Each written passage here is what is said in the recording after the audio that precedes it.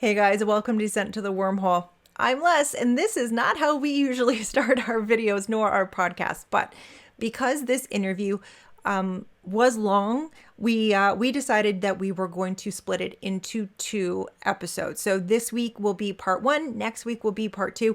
But we really hope that you enjoy listening to our interview with the one and only Aaron Smith-Levin from Growing Up in Scientology. As much fun as we had creating it for you.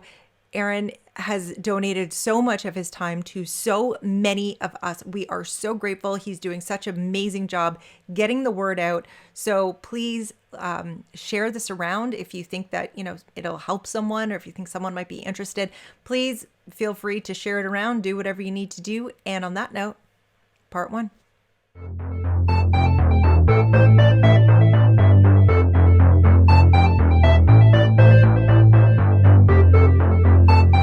Descent into the Wormhole, where we discuss everything from ancient civilization to modern day social issues and everything in between. I'm Les.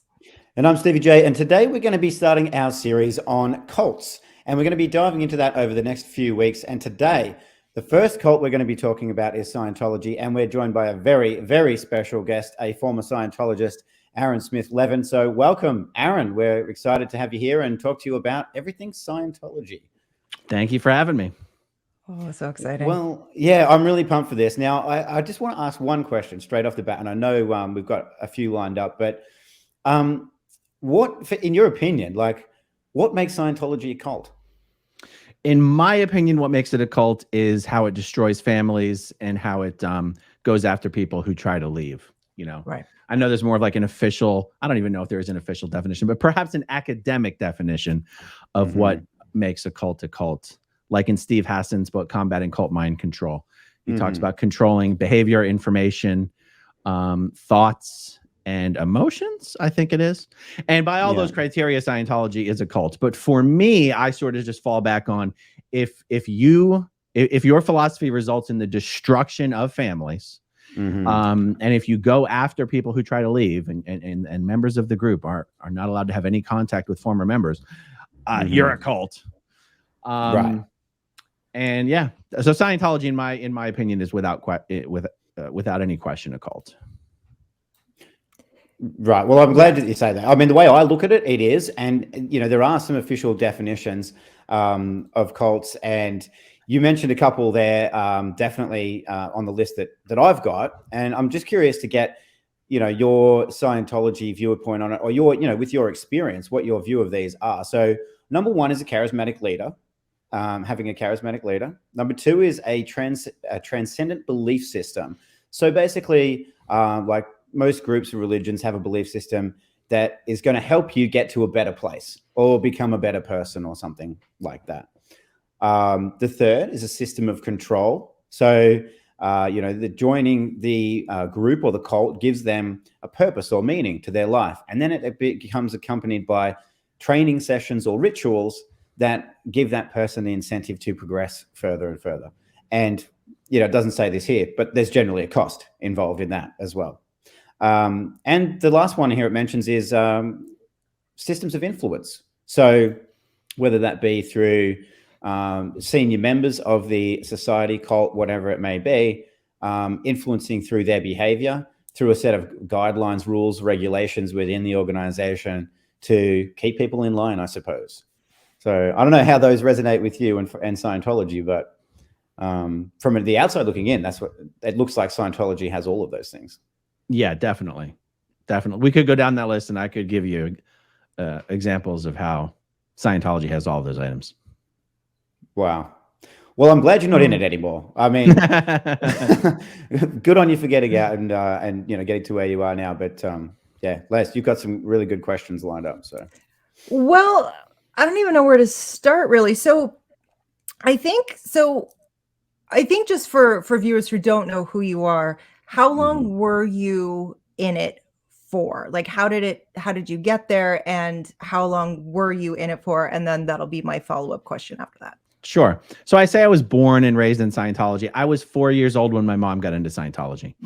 And I was 34 when I officially was considered no longer a member. Sometimes I use weird language on that. So Scientology will do everything in its power to keep someone from leaving. But once they realize they're not going to be able to keep you, or you're not going to do what they want, then they officially kick you out. Right. And even if, and so kicking you out is called being declared a suppressive person. That's when you are officially being expelled from Scientology. And not once you are officially declared an SP, that's when Scientologists have to disconnect from you.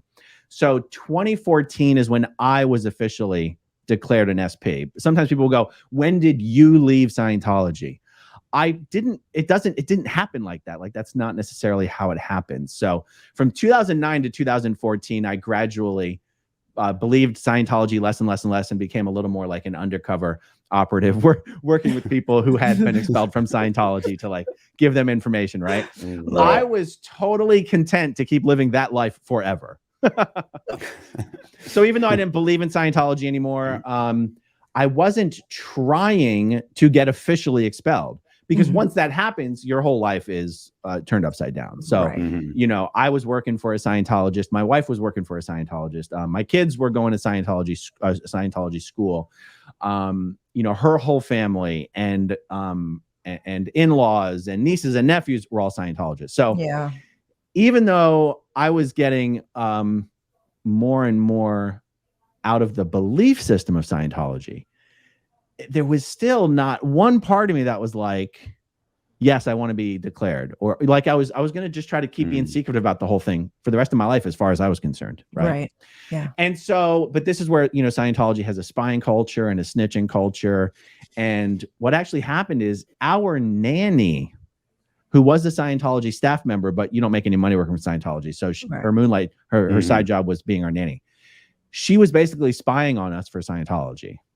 And she would talk to our kids about whether they were still seeing their grandmother, my mother, who had been expelled. And I was secretly in touch with her, even though I wasn't supposed to be.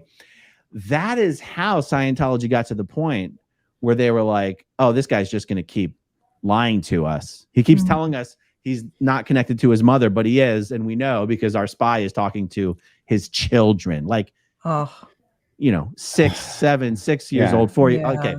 So this was a long answer to, So it was 2014 when I was officially declared. Okay. And so that's basically 30 years in Scientology. And in those 30 years, from the age of 12 to the age of 26, I worked full-time for Scientology. So like, I did not go to high school. Yeah. Not even like Scientology, not even like some Scientology equivalent. Like from the age of 12 on, my education was just Scientology, nothing scholastic or academic. Wow. Well, the thing is like Stevie and I have this thought process about the public school system. You don't fucking need it. Like that's a cult in itself. Like the public school system is a cult in itself.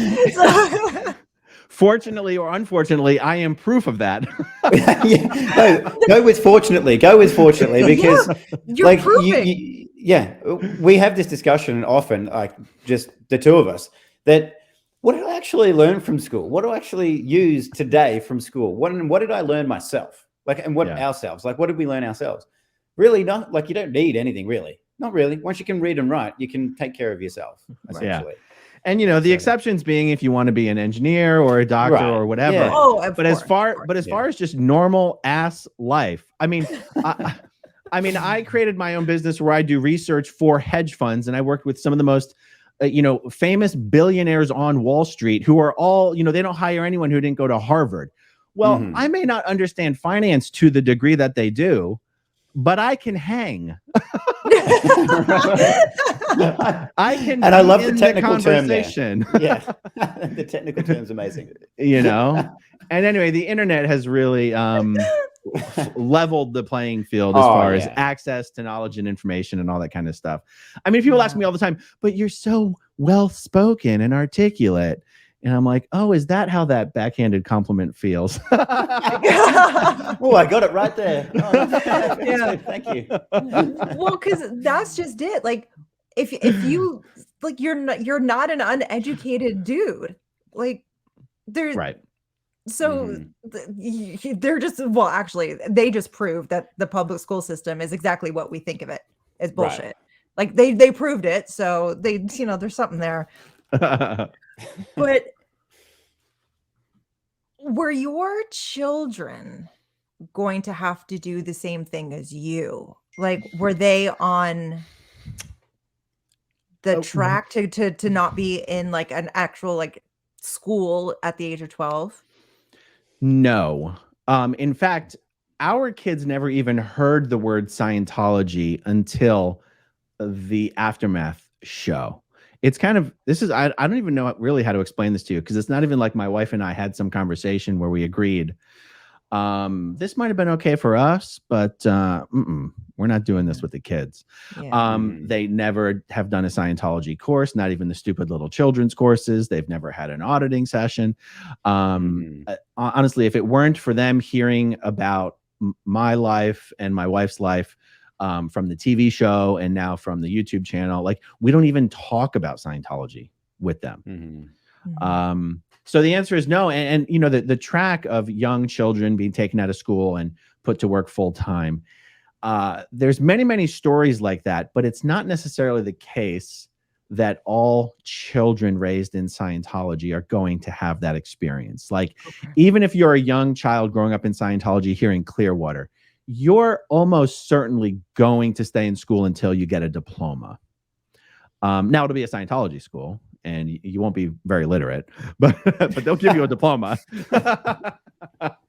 Yeah, the Sea organization and Scientology and other Scientology orgs have stopped taking kids that young, mostly just because of all the legal fallout that ends up happening. And you know, the increased exposure that there is in general on them these days. They just can't quite get away with it.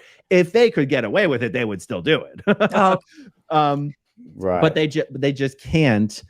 And so these days, like, if you want to join the Sea Org, you pretty much have to have a diploma, and they don't really do the emancipation. You have to have a diploma. You have to be finished with your school. Okay. And you probably have to be 15 or 16 at this point, but nothing under than 15. And of course, with parental consent and whatnot.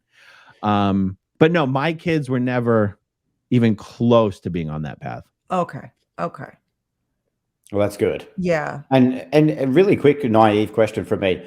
Why Sea Org?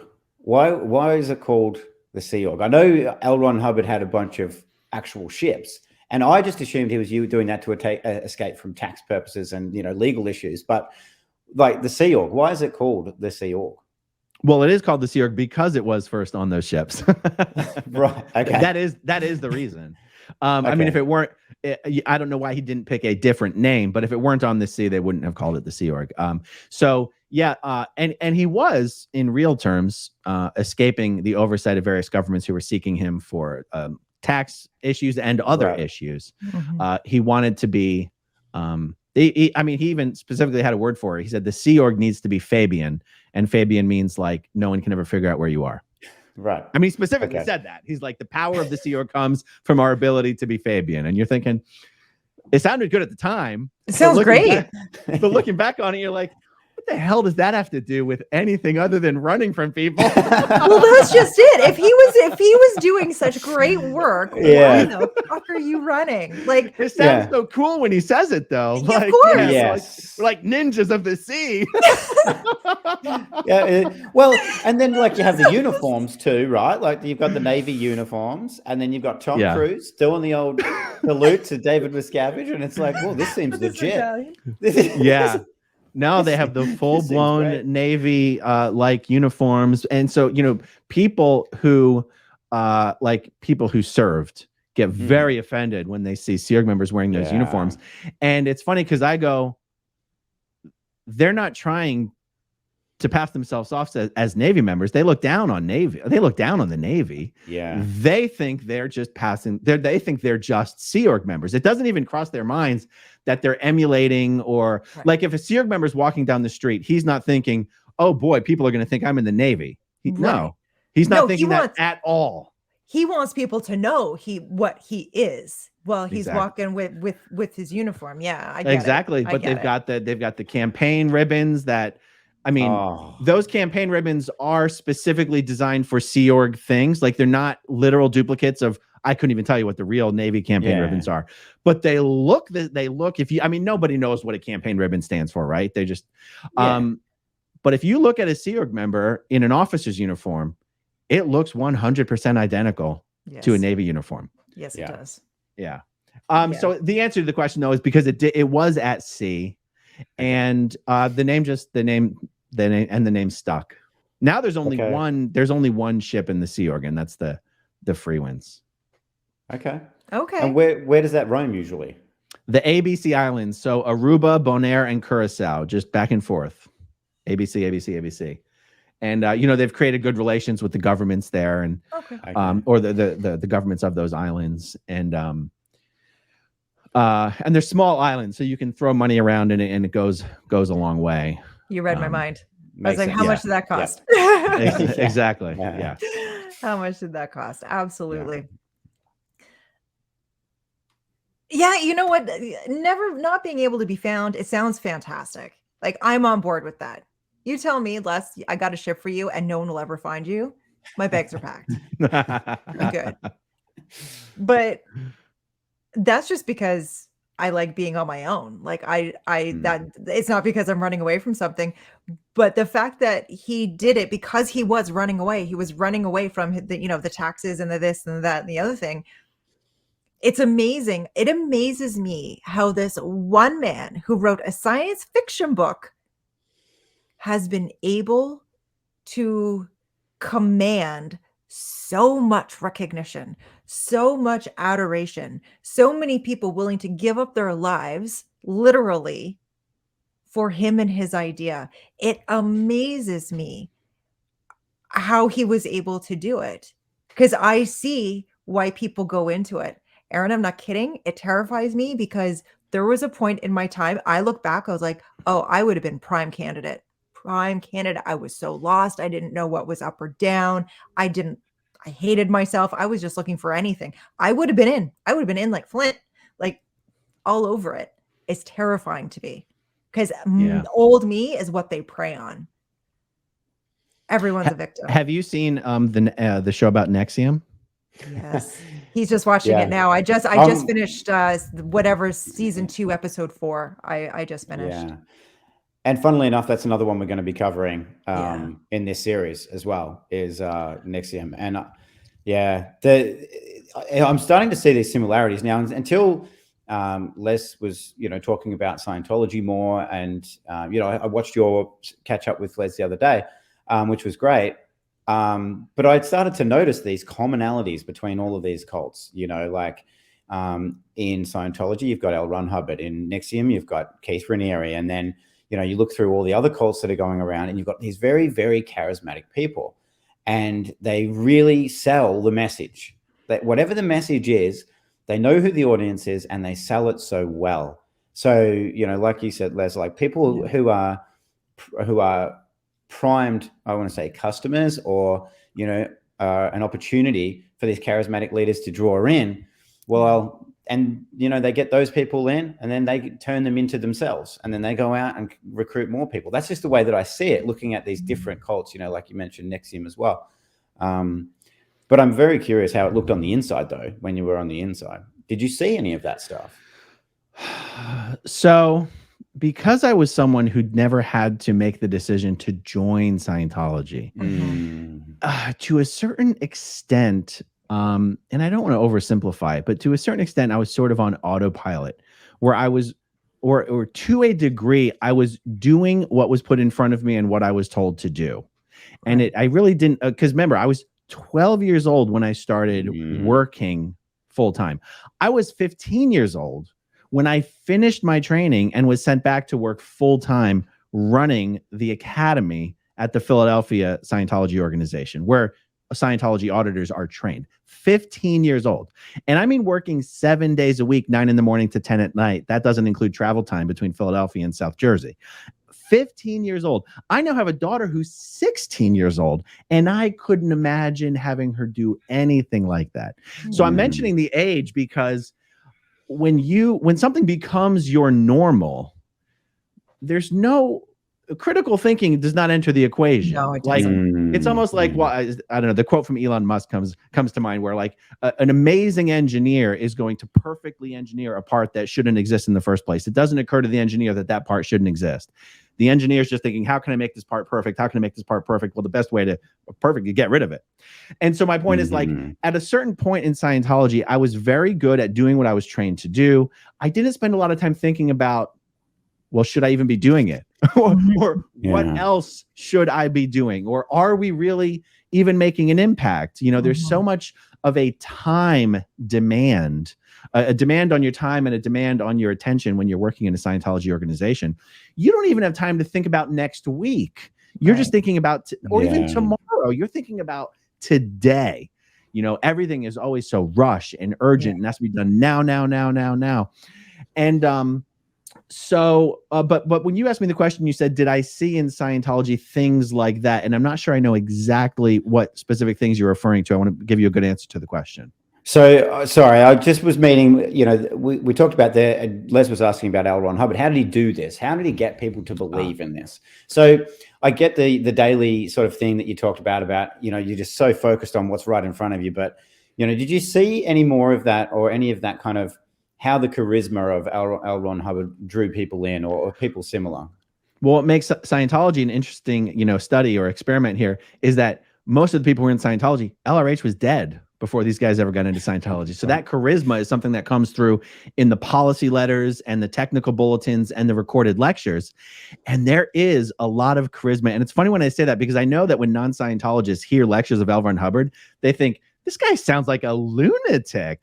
But after you hear a few of, like, even his voice is all high and nasally, and you're like, that's partly just the recording technology of the time. Yeah. But once you hear a few or a few dozen of these lectures, that just becomes your normal.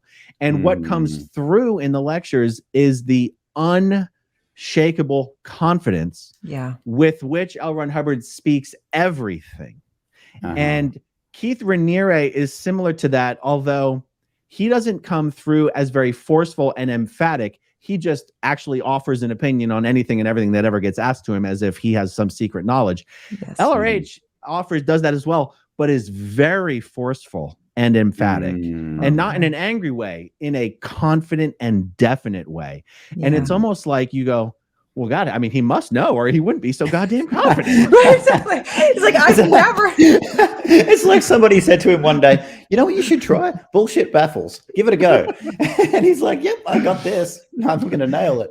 And so, you know, you mentioned these things all these like cult leaders have in common. It's like they claim, whether they explicitly state what the source of their knowledge is, they claim to have some special inside track on truth. And they just say it with complete confidence. Like when I'm watching The Vow, and there's moments where people do question Keith Raniere about this or that. And he, even at one point, Mark Vicente is questioning on some very serious stuff.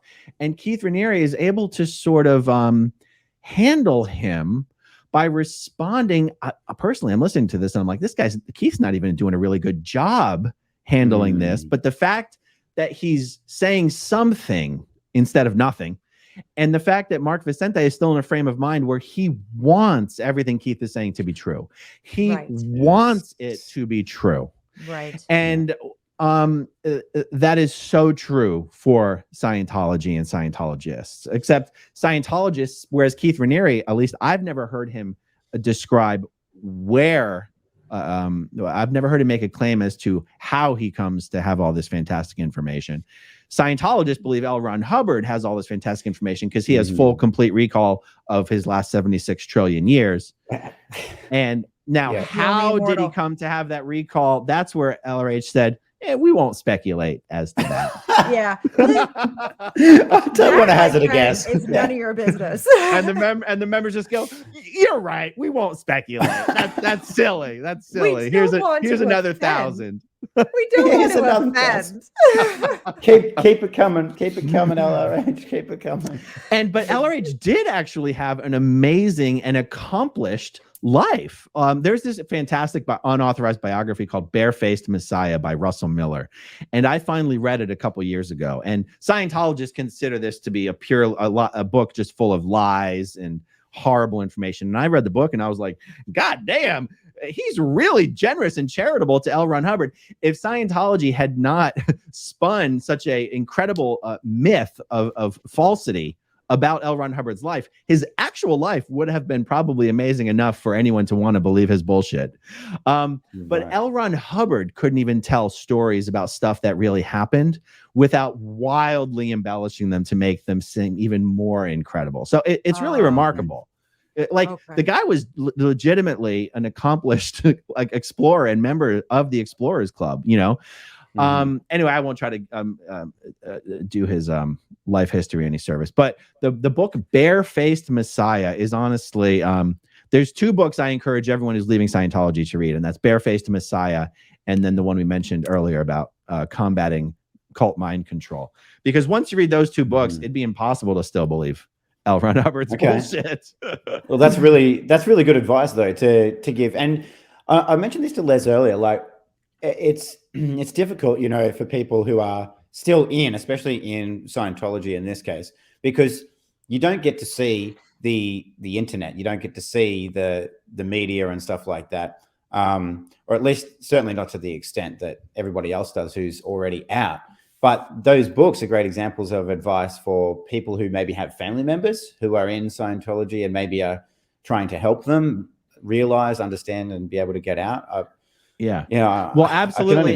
But also for people who are in that same zone that I was in for about 5 years, where I still had the idea, my goal was still to continue to exist and operate within this ecosystem of Scientology, even though I was not quite believing anymore. But if I had read those books at that time, I would have been like, oh yeah, continuing to try to exist in this ecosystem, that's not going to work. And it's not as valuable as what I'm thinking, because I'm still, you know, holding on to certain ideas about how special this is or whatever.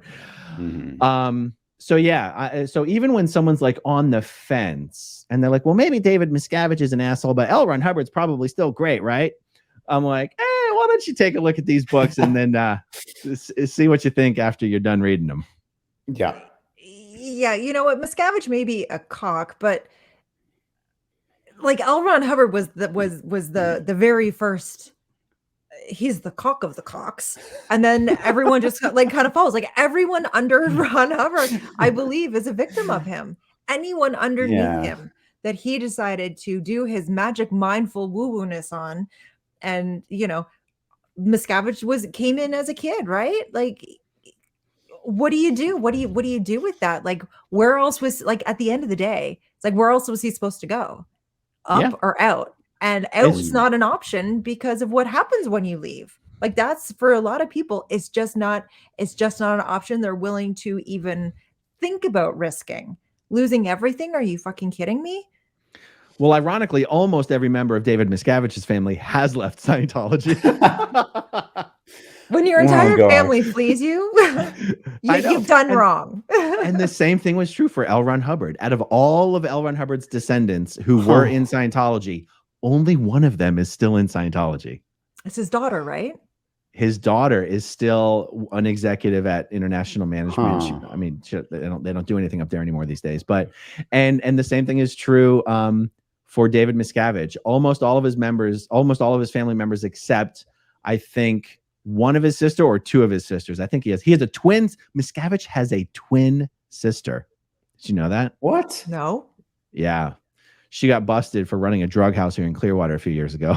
Oh, that's great. Oh my God. Oh, but she's still a Scientologist. Imagine she still got busted. Well, she got busted in Scientology too. I mean, yeah. So literally, his brother left, his father left, his nieces and nephews left, and he's the guy running the thing, and he couldn't keep these guys in line. That's when you know something's wrong. That's right. When your family is running away from you, willing to take whatever punishment is potentially, well, not potentially, you know it's coming. You just don't know when it's coming and how it's coming. You picked your battle, and you picked a rough one to be able to leave. And he's just like, well, they're dicks anyway. Like, we don't need them. It's like, well, It's But, gonna be empty, and it's gonna be lonely one day for Mhm. anyone who, does this. Miscavige will just be a lonely little old cock on his Yeah. own. Well, but you got me wondering with the drug thing. Like, was it his sister that got busted for the drug? Now, I just want to be clear: is she been declared by Scientology? Is she a suppressive person? Mm-mm. Oh, okay. So that's all fine. Like all the drugs and everything, like that's okay. But Oh yeah. But heaven forbid you want to actually just talk to a relative who's not in Scientology anymore. Exactly. Really, the only thing, one of the only things you can do to really get expelled is to speak out publicly against Scientology or be connected to anyone who has. Other than that, they think Scientology can cure you of the reason you do horrible things anyway. I mean, you could commit crimes with children and you're not necessarily going to be declared. Oh my God. God. But you talk to your mother and you're out of there. I mean, it's really sick. You're a piece of shit. You talk to your mom. Yeah. You diddle some kids and that's you got your dinner plate ready for you. Scientology can help you with that. Oh. Will that be cash, credit, or check? Right. Yeah. The cash, the money. Yeah. Yeah. So that's why, I mean, just not to like take too much of a divert, not to get too far off the topic here, but like Scientology is very homophobic, right? Right. But there's this idea, you can't be gay. No, you can be gay. They're going to not let you go up the bridge though. They're going to keep giving you auditing and try to fix you of that. And until you have demonstrated that you are reformed, you will not be allowed to go up to the higher levels. So it's an interesting way of being homophobic. They're willing to have you there. They're willing to take your money. They just think that's something wrong with you. So, you start like, so it's an extra cost. Like if you're homosexual in Scientology, it's going to cost you more. And then eventually if you do want to move up the levels, you're going to have to give some kind of, and I hazard a guess what the demonstration is, but a demonstration that you are no longer homosexual. Like, exactly. How do you prove that? I'm picturing stages and like all kinds of things. It's like an eyes wide shut scenario. That's what I'm thinking. I'm thinking there's video cameras from all angles and there's lighting and, to get the lighting right. No, you would get an interview from the ethics officer using the e-meter where he would ask you very probing and detailed questions about, when's the last time you did this or that. And you might even have to sign a promissory note saying, I promise for the duration of my auditing not to do X, Y, and Z. And that's the story of John Travolta right there. Right. I saw something. I think it was one of your videos, Aaron, on John Travolta and the whole, his involvement and where, like, part of his journey in the auditing. And I'm just going to say it, like the blackmail information that's kept in the background from a lot of the auditing sessions. I mean, okay, I've never been to an auditing session. Les has never been in an auditing session. What is an auditing session like? Like, okay, I'm sitting in the chair. You're the auditor. What do you tell me to do? I sit in the chair. What do you tell me to do? Well, there's many different kinds of auditing. And the kinds of auditing where you're getting someone's deepest, darkest secrets, that's not even like the main part of auditing. It's just the part that you hear so much about. Okay. Yeah. Because it's the most, because it's the thing that they get most use out of. Like I would argue that Scientologists don't stay in Scientology because Scientology has that info on them. I mean, I would tell you that it would never even occur to a Scientologist that Scientology would ever use that information against them. Until it does. And yeah, exactly. Yeah. Like even every step of the way of my, path out of Scientology, every step of the way I was thinking, but they would never possibly do the next thing. But they would never possibly do the next thing, and who doesn't already know that John is gay? Like the fact, like how could Scientology hold something over his head that everyone already knows? How many people have to accuse John of, meeting up with them late night in a bathhouse in order for, like, at some point the tabloids have as much blackmail on John Travolta as Scientology does. Right. Exactly. Like it's right. Whatevs. Okay, but your question was, what's an auditing session like? I mean, many auditing sessions, it's just a boring, repetitive process. You know, recall a time, like just an example of one low level. Recall a time you felt affinity for someone. Recall a time you had good communication with someone. Recall a time you had agreement with someone. But repetitively, over and over and over. And you're remembering instances from your past. And the point of this particular auditing process is really just to get you improve your memory. And to bring up your tone, your emotional state, make you a little more cheerful, a little more happy, bring you a little more into present time, not having your attention stuck in the past. And every single auditing session, no matter what the specific auditing process is in the session, is supposed to end with the person getting the auditing having some realization about their life. It doesn't matter how small or stupid it is. I just realized that one time I thought I did this, that was the real reason why that happened. You know, it could be just a mundane realization. Things that happen all the time, but because it's happening within the auditing session, then the auditor person doing it can say, well, that was me in the machine. Like this is what it's all about. And this is what you paid for. Yeah. But those realizations sometimes can, even like the smallest little realization can take you on such a different path. And you're like, well, if I didn't have that realization, none of this amazing thing ever happened. So then you do accredit it to your auditing session with Scientology. It's fucking brilliant. I'm telling you, it's fucking brilliant. Now factor this in. Factor into the fact that once you get familiar with an auditing session and the structure of it and how it works, you know you're not allowed to get out of that auditing session until you have one of those realizations. Oh, so you come in pre-packaged with an experience. He's like, yeah, you do. Well, that's why Scientologists who are trained auditors get through their own auditing quicker because they know how the game is played. Right. Is that why you became the one of the best auditors on the planet? That's not a true statement. I was never. No. Okay. But it's one of these, like, there's a self-brainwashing aspect to Scientology where it's set up in a way that you kind of do it to yourself. Like, okay, you're the one paying for the auditing in the first place. Right. Then you're sitting down with the auditor and you're like, okay, I've paid good money for this. This better help me. Yep. And at the end of this, and you know, well, after the first couple auditing sessions, you know, this session will not end. Even if I, as the person paying for the session, even if I stood up right now and threw down the cans and demanded to leave, I would actually be physically restrained and put back in the seat. And this auditing session will continue until I have a good result. That's some mind fuckery right there. Oh, wow. Yeah, that's next level. Yeah. You're not allowed to leave an auditing session for any reason. And the auditor is trained to prevent you from leaving that session. Now, I'm not saying that happens all the time, but I'm saying that's the context within which this spiritual counseling is occurring. Yeah, forced spiritual counseling. Well, and so the other thing too is with that, like, if, like you said, you've paid for it. You've put yourself in the chair. Now, you may want to leave at some point, but you've put yourself in the chair to have this. You've paid good money for it.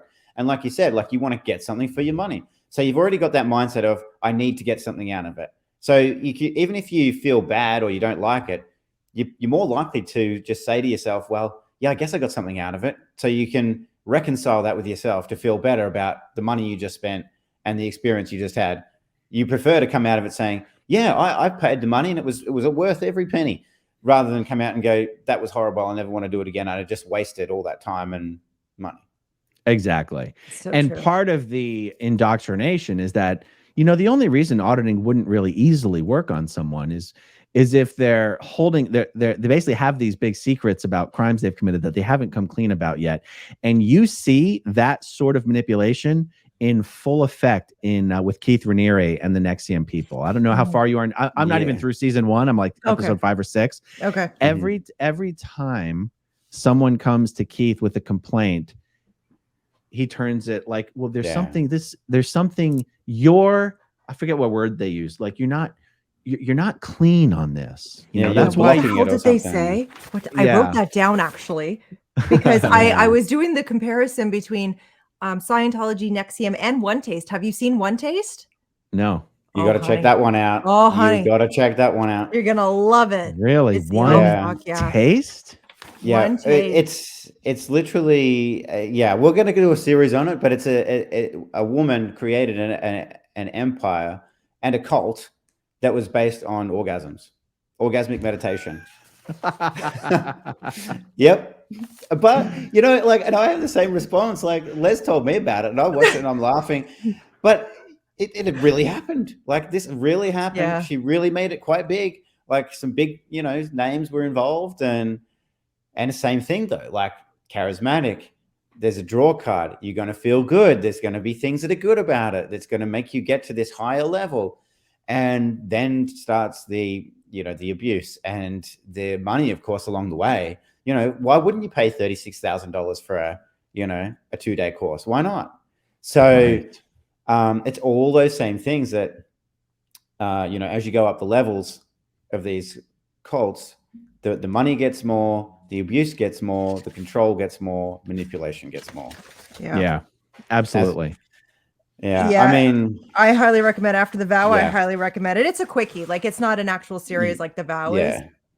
It's a quick one for sure. But it's fascinating because she did take from Scientology and she did take from Nexium as well. And I just think, like, I tell Stevie all the time, I'm going to pack it all in and I'm going to find out what Heidi Fleiss did wrong and not do that thing. And I'm going to be set. I'm going to be the best madam. I'm going to be the best madam there ever was. I'm going to outdo Heidi Fleiss. How is that possible? It's Heidi Fleiss. So what she tried to do was she tried to reinvent the wheel that had already broken over and over and over again. Like, she was walking into a thing that was already exposed. It was already on people's radar, not everyone's radar, but enough people's radar that she couldn't do something of a Raniere and something of a Ron Hubbard situation. But I think it was more unassuming because it's a woman. Like, would you think anything untoward of me if I just happened to teach orgasmic meditation? Because I already teach meditation, so to add the orgasm into it, it really wouldn't have been much of a stretch. So, but I'm an unassuming. I'm hoping I'm an unassuming person. Remind me what the big scandal was that brought Heidi Fleiss to the forefront. It was in the Bill Clinton era, was it not? See, that's why I have to go find out what happened. I think she just got too big, and I think someone. Was she brought down in some sort of criminal prosecution, or was she part of some scandal? No, it was, I think it started, I don't know. I somehow I have a soft spot for this woman. So I like to think that someone ratted her out because she had like so many high profile people in her little black book. So many. Well, see, I have Heidi Fleiss conflated with other 1990s things. I'm thinking Joey Buttafuoco and Amy Fisher, and I'm thinking Monica Lewinsky. But Heidi Fleiss, she was her own. She was her own scandal. She was her own thing. Okay. She was Madam to the Heidi Stars. Fleiss, but I was like 9 or 10. Yeah. It was. Yeah. Sorry. I'm showing my age. So it's so when she got busted, like she was the Madam to the Stars. Like if you needed like the best of the girls, that's who like Hollywood went to her. So wow, I'm amazed she got busted. You think she'd be protected? I'm starting to think that she had senators and stuff, and they needed to get themselves out of trouble, so they threw her under the bus. Right. This is what I'm thinking. Yeah. This is the thing. Like when you get so many high profile people together from all different, walks of life, I guess, you start having a conflict between them even. Senator Joe and Senator Jack, they opposed on something. So Senator Jack exposes Joe, and then Joe says, well, what about him? And then everybody's blown up. Everyone's exposed and all their secrets come out, and poor Heidi, I should say poor Heidi, but apparently she was good to her girls. I don't know. That's just what I heard. That's just what I heard. Is she still alive? She is. She's living in Vegas. She lives in the desert with a bunch of birds. Wow. Yeah. She went from, she's got a lot of issues actually. Like I feel bad for her. I just feel bad because she's obviously brilliant. Like that's the thing. She was able to orchestrate this thing. You're brilliant. I don't care what you orchestrated, whether you can manage that many people and do it in such a way. How many people was it? Hundreds. Huh. Maybe thousands. Wow. It was incredible.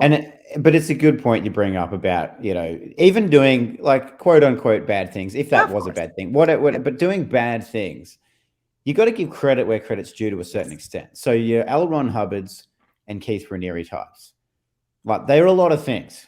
A lot of adjectives want to come out of my mouth right now. Most of them are swear words to describe these guys, but you have to give it to them. They were intelligent enough to create these things that they've created and to sell it to enough people that they've sold it to turn them into worldwide phenomenon, organizations, cults. But they certainly were able to build something. I think that's why it's so valuable and important to study what these things have in common, what these organizations have in common, the manipulative element of it. And I've always said, even like if someone watches the Aftermath show or any of these other shows, if they come out the other end going, oh, that could never happen to me, then I feel like something's been missed. Yes. And maybe the story hasn't been told correctly, because if you think it couldn't happen to you, then you have that false confidence, because this has happened to people much smarter than you, I guarantee it. Yes. And if you think, oh, it could never happen to me, well, that's none of these people thought they were joining a cult. No one joins a cult. No one willingly signs up to a cult. Right. I've never seen anybody go, oh, look at the robes and the the naked people in the middle. I'm joining that. No, they don't do that. They don't sign up for that, do they? No. All right. So we're going to cut it there. That is part 1. Part 2 coming out next week. I hope you guys enjoyed, and I hope you guys have a wonderful, wonderful day. Take care.